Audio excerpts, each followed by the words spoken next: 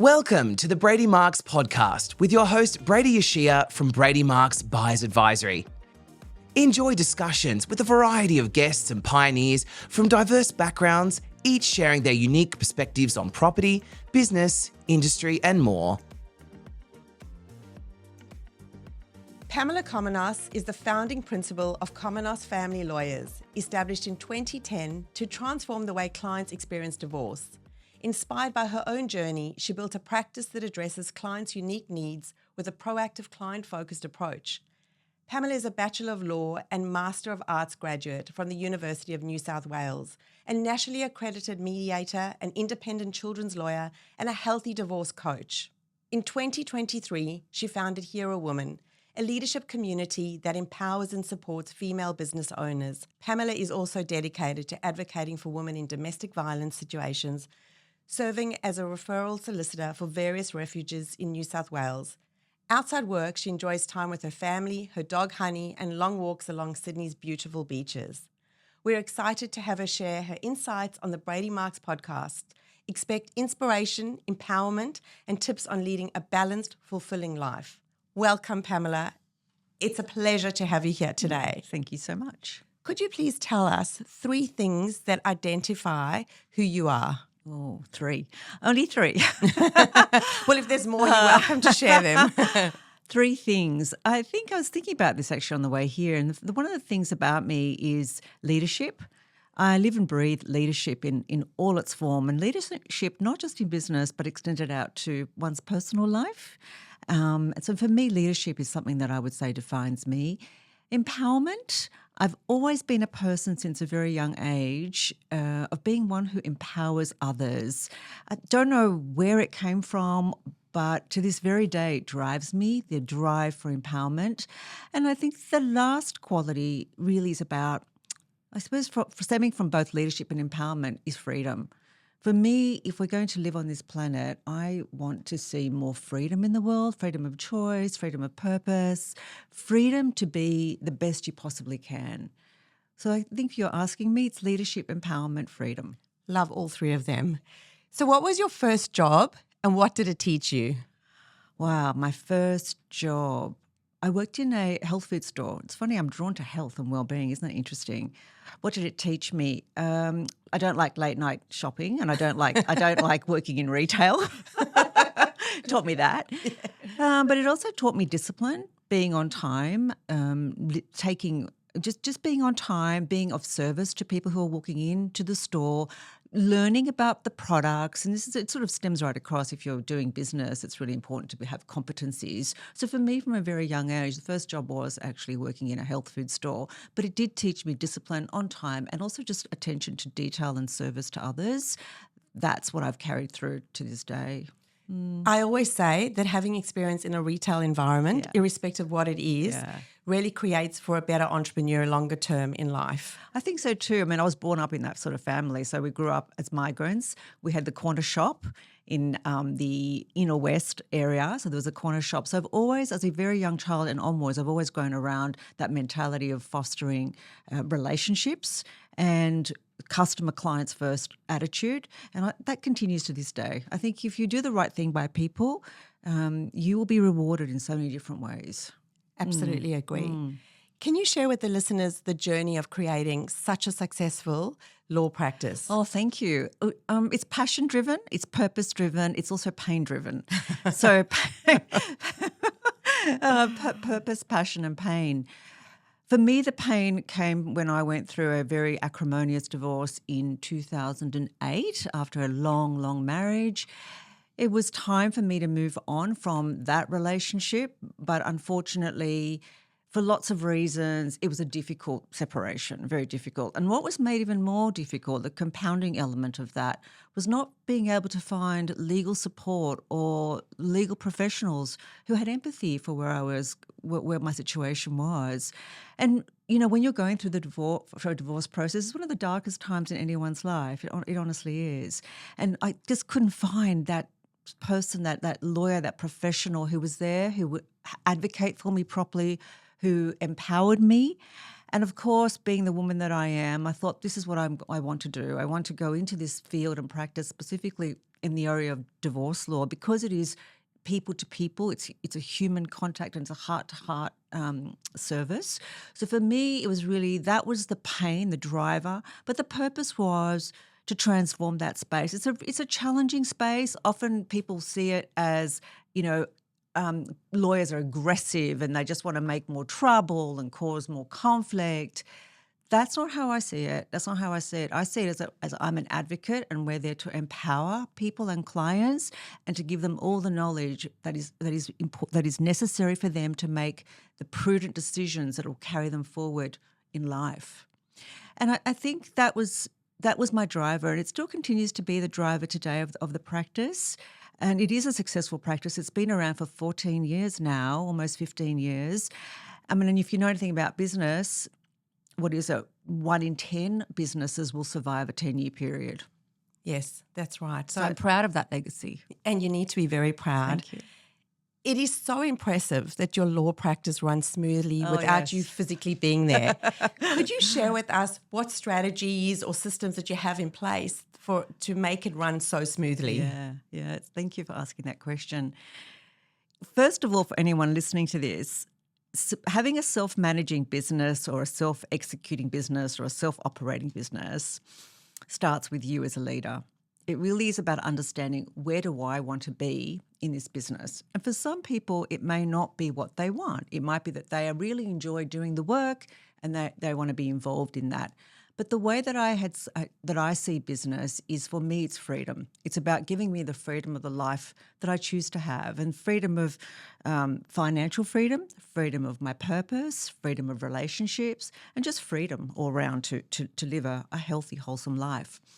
So around the period of 2020, 2021, I definitely got to a point where I burnt out, to be honest. And so that, again, pain propels me to action. So the action for me was to start to think very carefully about who's around me and who can I empower and educate for these people who were in my team at that time and still are actually, to take over.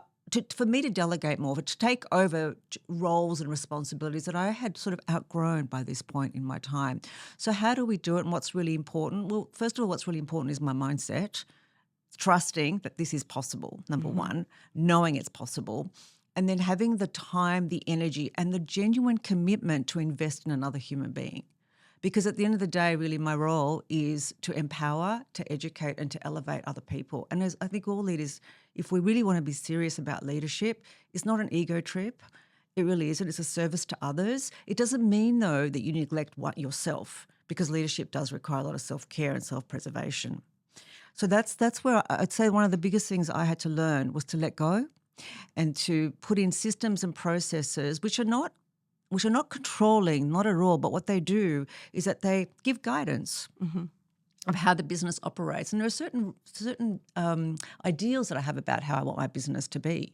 My family law practice, it's clients first. We've got very strong, healthy values in the business, and we live and breathe those values. So essentially it was just about finding a way to be able to implement that and allow that to be executed by other people. Yes. So the key is letting go, having the right people around you that are passionate and have the same vision. Yeah, totally. You need to have that. But it's also not just letting go and forgetting about people. It's about continuing being available to them and nurturing them.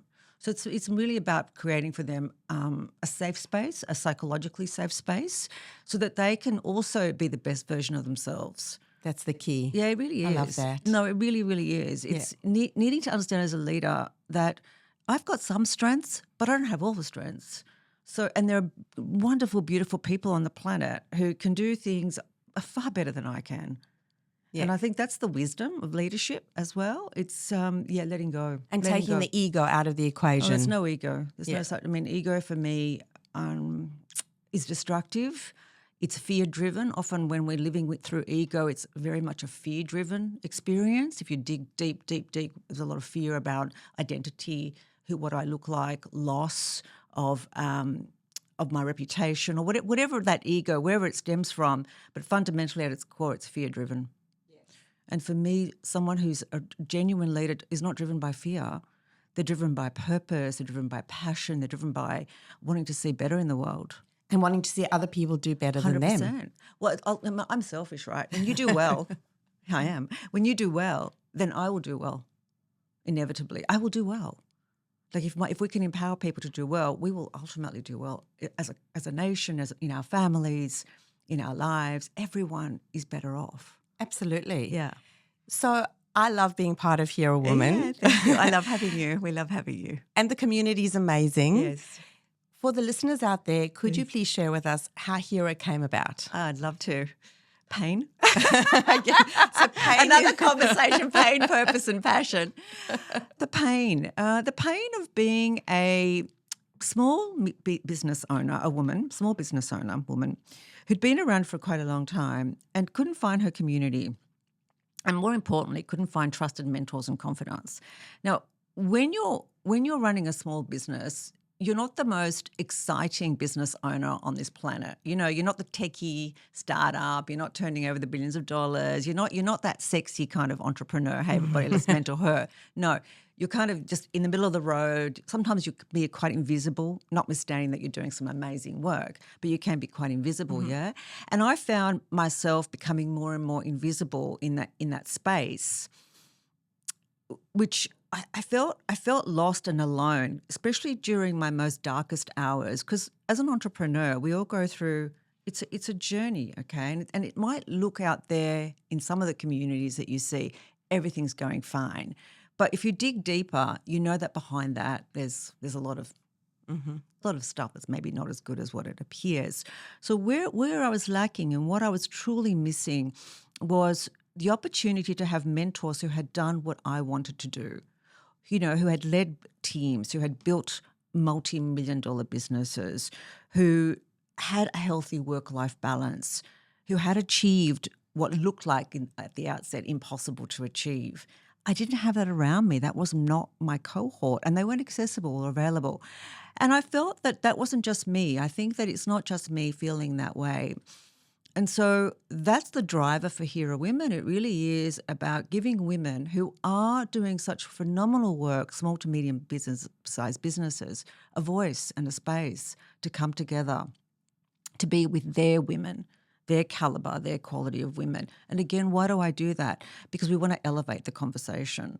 And so for you to be someone that you're aspiring to become, you need to see that person and you need to see them in your circle of influence. Yeah. Well, I can vouch Hera Women's an amazing community and I can see it going from strength to strength. Yeah, thank you. I think it's definitely, it's much needed. Absolutely. Yeah, it's much needed because the other thing we do at Hera is that we have an awakening. We have an open, honest, awakening conversation about what is the truth about running a business. In this country, the majority of businesses are generating less than $500,000 a year. Now, that's the truth right now. And more problematic for me is that women in business particularly are juggling full-time their businesses, their families, and yet earning a salary that is less than the average adult income. And they're burning themselves out. And they're not even, like there's no holiday time, for example. Very few are thinking about superannuation. Very few are thinking about their financial security moving forward. Very few are thinking about business as being an asset. And I think that there's an awakening, there's a beginning of deep conversation around how do we change this? Yeah. We are very capable. It's just that we need to be shown a little bit how to do it and we need the empowerment. And also to feel the confidence of being able to step up and know that there's someone there that they can reach out to, not only in difficult times, but also in good times to share the successes. Celebrate. Exactly. So how do you balance all your different roles, being a leader, a business owner, and empowering women? I don't really see myself in different roles. I just see myself as a leader. And a leader for me is someone who she's very, leadership is holistic. You know, it's not segmented in some way or other. So I'm a leader when it comes to my family, for example. I will take on leadership role, but not in the sense that I'm running the show. Far from it. In fact, I could often take a back seat. But it's really about being a role model. For me, it's all about being that healthy, positive role model. So if I want to see change in the world, we all know this. If we want to see change in the world, we need to be that change. And so that's kind of the way that I live my life. I think, well, if I'm out there preaching or speaking about healthy life balance, and I'm working ridiculously long hours and I'm looking burnt out and exhausted, that doesn't signal very well for people. Exactly. So for me, it's really holistic. It's really about, it's the integrity piece. So leadership is what drives me. And I think that's important, that you understand what your driving factor is. So we all have our days, our moments, and even weeks or months where things just aren't quite going right. And it feels like, oh my goodness, how am I ever going to get myself out of this situation? Is there a time in your life where you can think back and remember this, and could you tell us how you managed to get yourself back on track? That's a great question, actually. Probably lots of times in my life. One of the most difficult times in my life was leaving an 18-year marriage. I mean, that's pretty tough, and you've got 3 small children. But how did I come to be where I am today? And sort of, I guess it's not as straightforward as we think it is, but for me, it was a moment of acceptance, to be honest, and a moment of saying, because, women particularly never want to give up. And often we don't know when to say, hey, enough is enough and it's time to go. We keep going. Yeah, we keep going. So there's this kind of element of, oh my God, I fear failure and I want to be perfect and I want the world to see me as this perfect person and my perfect marriage, et cetera, et cetera. But for me at that pivotal time in my life, it really was an acceptance, and it really was to stop beating myself and to stop making myself wrong about a decision that I had made in my early 20s. And by the time I had changed, by the time I grew up and could see the truth about my marriage, I was 38. So that's unfair to hold a 20-year-old account for all those years. And there was a real acceptance that came at that point. And I think that when I'm challenged, I look around and I'll say, okay, let's accept the challenge. Let's just stop resisting this challenge. Like, stop resisting whatever is around me right now and accept it.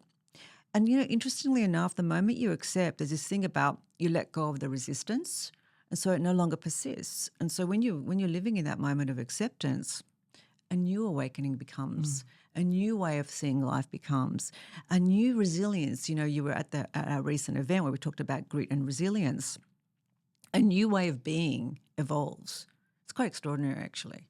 Yes, so acceptance is really important. It is. And it's also about taking a little step back to take a couple of steps forward. Totally. We're in a hurry, aren't we? So mistakes can always, I shouldn't say always, mistakes can be our greatest strength if we learn from them. 100%. So, we're here to learn. Well, are we not? I don't know anyone that's got it right from the beginning. Exactly. Is there a mistake that you can share with us that you feel was a good lesson for you? Yes, there is a mistake in business. I'll tell you a mistake in business that cost me a lot of money. Ego got in the way, and I had these aspirations that our legal practice was going to grow exponentially. And so what happened was I went without much consideration, and I don't practice this anymore. These days I'm a very considered and thoughtful leader. But at that particular time, and remember, leadership is a journey and an evolution. So at that particular time, my ego probably did take the better of me, and I saw our business doing, exponential growth. So I went and invested into a lease, which I then got stuck into for 3 years, and then COVID happened. So was it a mistake? Oh, who knows what it was, but it wasn't very well considered, to be honest, and it did cost a lot of money. If that's what you call a mistake, yes, but there's a learning around that, and the learning now is what I bring to Hera, and I say to our leaders and I say to our members, consider, don't be reactive. Think about this. Is this going to be in your best interest in the long run? Do you have a plan around this? I didn't have any of that stuff, and I was like, yeah, this is going to work out, no problem. I'll just sign a lease for 3 years. So that's a financial mistake. I wish I didn't make that mistake, actually. I really do. I wish. And, look, this was the time, and I know it seems like only such a short time ago, but workspaces were not really a thing. Before COVID, it wasn't really that fashionable to be at a workspace, was it? And work from home was certainly not a thing. Well, it certainly changed. It certainly changed. The landscape has changed a lot. The landscape has changed. And it's only, let's think about it. I mean, COVID was 2020. We're 24 years on. Huge That's right. changes, phenomenal. Yes. So, that was a mistake. Yeah, it cost. There's probably a whole bunch of other mistakes too, but I think on all of our journeys, we Forgiveness. have mistakes. Some we learn more from than others. So during tough times, what motivates you to keep moving forward? my purpose, I'm a visionary and I live and breathe vision. So with Hera, for example, it's tough some days, because I'm a perfectionist and that stands in the way of sometimes progress. But what does keep me going is if not me doing this change for our women in business, who? And the vision really is about empowering women to live with freedom across all areas of their lives, and I think that is what keeps me strong. It is the anchor. And I truly believe that in my darkest of moments, I'm able to get up again because that's what drives me. That's the vision. And I know what it is. That's It's brilliant. so clear. Oh, yeah. I live in clarity. Yeah. I live in clarity. It's interesting, clarity looks easy from the outside, but it's one of the most complex things to achieve. To simplify complexity is one of our core values at Hera Women. So we simplify the complex. That takes something. It means shedding a lot of stuff that you think that you might really need, but actually you don't. And it's about refining and looking for more simplified, not simplistic, more simplified solutions. That's such great advice. Yeah. So changing the topic a little bit, Sure. could you please walk us through your morning routine? And what is it that's something positive that sets you up for the day? Always. Every single morning, I do have a morning routine. I honestly do, and I've had it for the last 7 years probably. Maybe longer. Ever since we got our puppy, our morning routine will always start with getting up fairly early. I'm an early riser, and it'll be putting on some gym track pants, clothing, and always going for a walk with our dog and with my partner, my husband, my life partner, JK. And that is a meditative kind of experience, if you like. It's very calming. It's early in the morning, and there's always a coffee at the end. So there's always a beautiful thing at the end of that destination. So a coffee, walk, a little bit of a chat, setting the tone for the day. We practice gratitude and practice that mindfulness. And we just, we're grateful for the day that we have today. And that will always set me up. Even if I wake up a little bit, grumpy and I'm thinking, oh, what do I have to do today? That really stabilizes both of us. I think it's a simple thing to do. It doesn't take much effort. Rain, hail or shine, we take our beautiful dog Honey and off we go. Only 20 minutes, 30 minutes maximum in the morning. But for us, it's something that I can't do without now. It's so important. For us, it is. My morning exercise too. Yeah. And it's particularly good for the mind. And sorry to jump in, but you talk about gratitude. I think gratitude is one of the most powerful things that anyone can do. Yeah, I think we underestimate the power of gratitude because people sometimes, it's not luck. I'm not talking about it from the perspective, look how lucky I am. It's not that. It's deeper than that. It's really is gratitude for me is a wisdom, and it is when you stop and look at what you are, what you do have today, and it's not a comparison. I never compare myself to anyone else. It's not about that. But it is about acknowledging the present moment. And again, it's the acceptance of what is. And to me, it regrounds me. It brings me back to who am I? And gratitude for the moment, because ultimately we all know, we may not live like it, but we all know that life will end. And we are mortal. And I think that if we can contemplate our mortality regularly, we'll start to make different decisions. Yeah. You will. advice. You start to make different decisions. Very true. So in the past, you were skeptical about using a buyer's agent. Do you still feel the same? Absolutely not. No. It's a great question, by the way.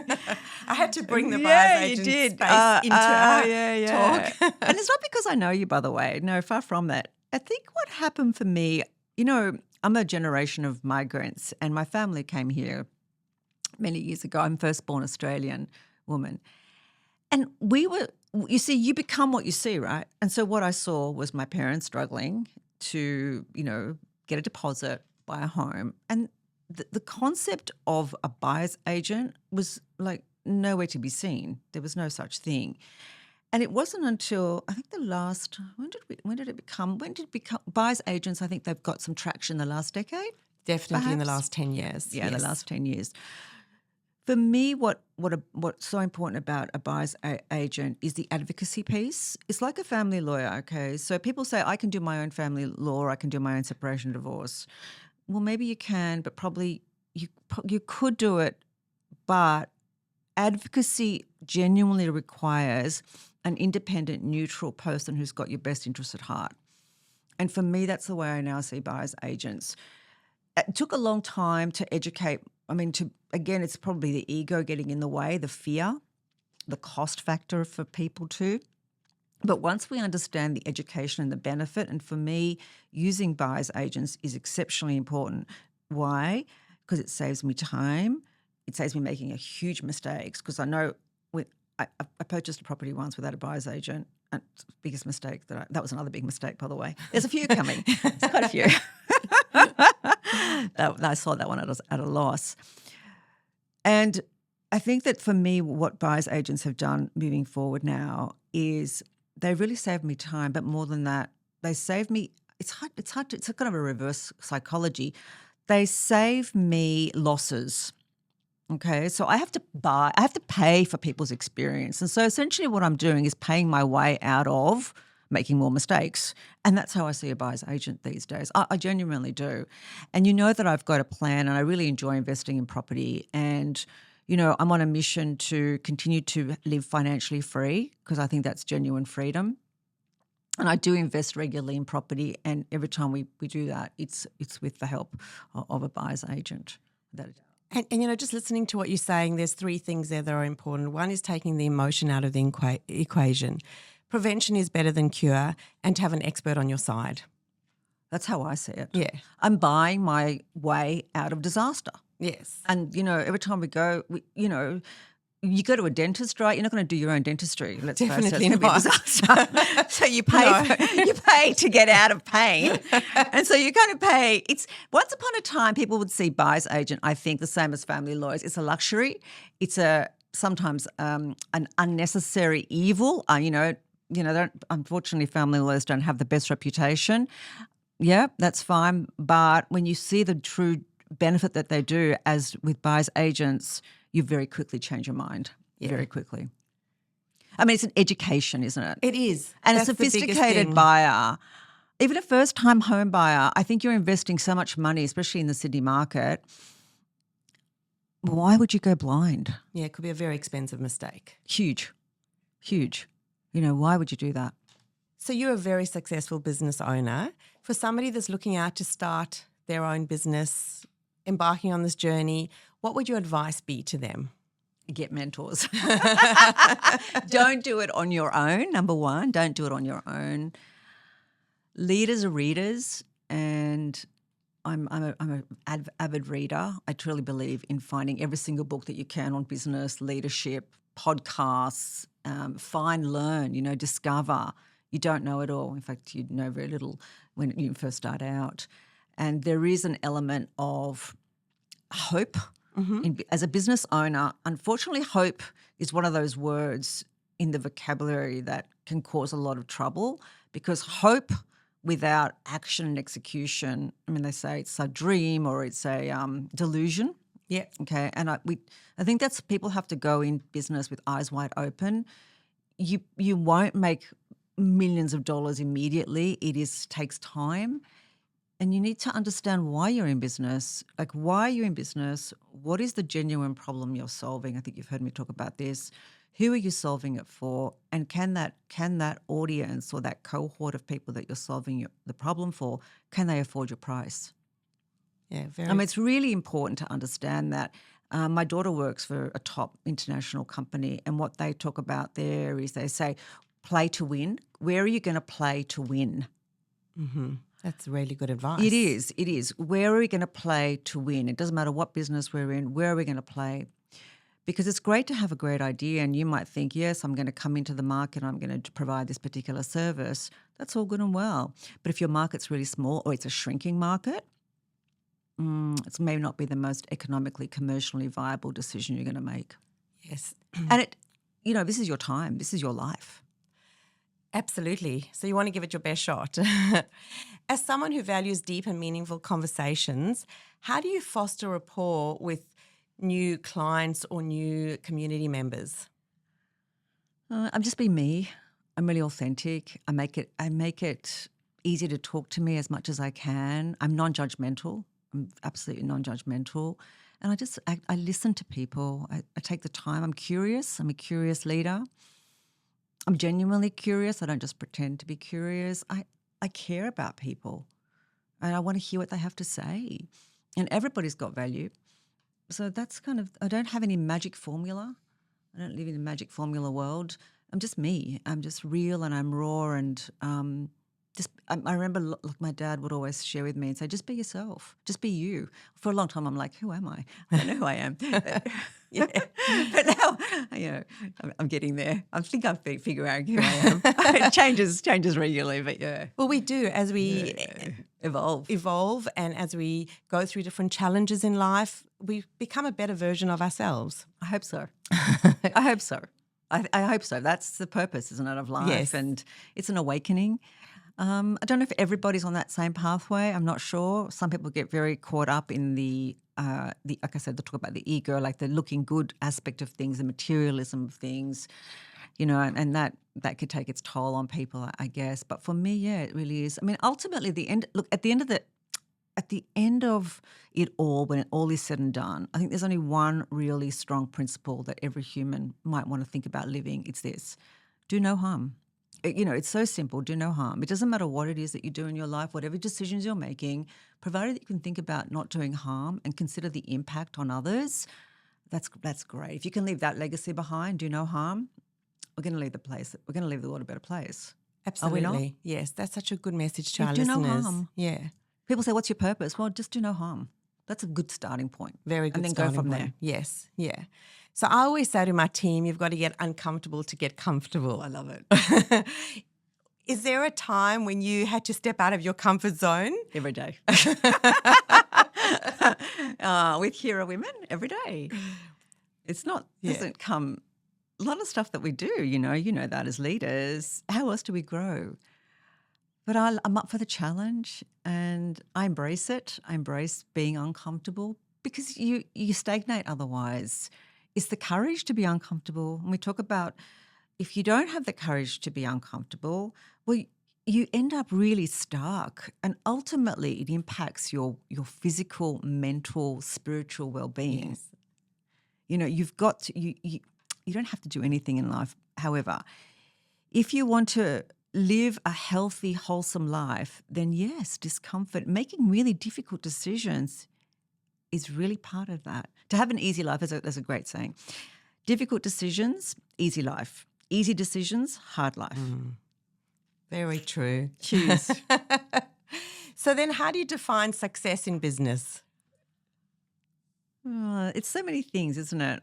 Success is joy for me. It's the joy of being around the good people, like good people doing good things, fulfilling my purpose is success. I don't know, just getting up in the morning and just saying, this is good, this is where I should be. Remember the days when you used to get up in the morning and go to school? You'd have those butterflies in your tummy and you think, oh my God, I don't want to go to school today. Yes. Well, when you can reverse that and have days where you always want to go to school, to me that's success. I always want to go to school. I always want to go and play. I always want to go and learn something new. That's successful for me. I don't want anything else. Yeah. It's fun. I like that. Yeah, it's fun. What legacy do you hope to leave through your work with Hera Woman? Wow. Well, I think the legacy for me is the ability to bounce back in the face of profound difficulties and challenges in our lives. I think that's the legacy. I think it is, as humans, resilience, determination, grit, never giving up on your true dreams, and that's kind of I think that's the legacy for me. It's just never feeling like I have, never feeling like I had something left more to give, never feeling like I've got something more to give. I think that's where I'm at for me. Very, very powerful. Yeah. You mentioned earlier you love to read. What is your favourite book at the moment? Great question. What is my favourite book at the moment? I read lots of different things. I'm preparing a negotiation workshop, which is coming up on the 17th of October. And I'm reading at the moment Christopher Voss's work. I do like Christopher Voss's work. I don't know if you know him, but he's an former FBI negotiator. He's one. But the other one that's really quite remarkable is Professor George Corey's work, which is A Hostage at the Table. And he's very powerful in what he says because he talks about emotions. And when you allow your emotions to take control of you, you become a hostage. And it's a really powerful metaphor to be able to understand that I don't want to be a hostage of my own emotions. And that book right now is bringing me a lot of joy, enlightenment, wisdom again, and an ability to take those messages and simplify them and apply them to the business world for women. Yeah, I think I really love that book, actually. I really love Professor George Corey's. If anybody knows him, he's quite a sensational speaker and writer and academic. Well, that's a really good one. Yeah. I think that most of the listeners that are listening today should have a look at it. Oh, definitely. If not Put everyone. a hostage at the table. It's brilliant. Yeah. It applies to all areas of your life. No matter he was a former negotiator again, just like Chris Voss. But I really like the way that he brings it into the importance of having bonds. Okay, so when humans have bonds, this is why I love tribes and I love communities and I love the Hera community. Because when you have a bond with your community, you don't feel disempowered. You don't feel like you're losing control. See, when people find themselves in the darkest depths of despair, that's when they do desperate things. But that's also when they lose bonds, bond with another human or bond with an animal or just a bond with community. And I think that's really powerful. It's a very powerful understanding of human psychology. Yeah. Yes, I think I need to read that book or listen to that book. You can listen to it. It's on Audible. Can you share with the listeners something that only people close to you know about you? Well, this is quite quirky, actually. I don't know if I should share this. I should share this. I love uniqueness in the world, and I love really innovative people. And the latest innovation that I'm obsessed with is it really sounds really weird, but it's the shoes. I've just discovered Crocs. I know it sounds very quirky, doesn't it? But it's that brand Crocs. And I just think that is, I don't know, it sounds like people don't really know much about me, but I kind of wear my Crocs day in and day out. So that's it's probably quite unexpected, but that's another thing that I'm really enjoying right now is wearing your Crocs. Such a great brand. I'm plugging them. I'm not being paid for them. But I love that. Yeah. So, Pamela, you are such an inspirational woman. I have learned a lot from you, and I know many other women and men have learned lots from you. What is your message that you want to leave our listeners with today? What's your final bit you want to say today? I don't know. When the opportunity arises, just say yes. I think that's it. I think you gave me this opportunity to be here today and I said yes to you. And you just don't know what comes from yes. You just don't. Have an open heart, and if an opportunity does arise, and even if it looks like, oh, I'm not quite sure about it, but there's a spark in your heart, I would say take it. Love it. I would say take it. So if the listeners want to get in touch with you, what is the best way for them to reach out? Really easily through our website. There's all our details are there, herawomen.com.au. If they need family law advice, it's Cominos, as in COMINOS, familylawyers.com.au. And all details, I'm on LinkedIn. People can connect with me. I'm a fairly accessible person. Fabulous. Yeah. Thank you so much for joining me today. My pleasure. Thank you.